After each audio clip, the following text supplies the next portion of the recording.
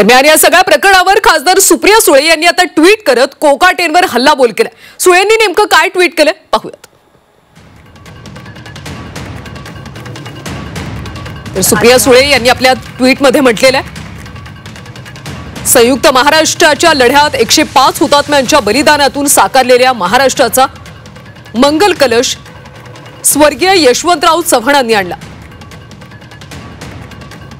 त्यानंतर आलेल्या शासनकर्त्यांनी आणि राज्यातल्या जनतेने कठोर परिश्रम करून हा महाराष्ट्र देशातला सर्वात संपन्न बनवला। ज्या राज्याला भिकारी म्हणणं हा असंवेदनशीलतेचा कहर आहे असं सुळे यांनी म्हटलं। राज्याचे आतापर्यंतचे मुख्यमंत्री आणि राज्यातल्या जनतेच्या परिश्रमाचा हा अपमान आहे। हा अपमान आम्ही कदापि सहन करणार नाही। सभागृहात मोबाईलवर रमी खेळून या सगळ्यांवर त्यांनी कडी केली। आजच्या पत्रकार परिषदेत ते पश्चाताप व्यक्त करून राजीनामा देतील अशी अपेक्षा होती। त्यापेक्षा त्यांनी राज्यालाच भिकारी म्हणून कळस गाठलाय असं सुळे यांनी म्हटलंय।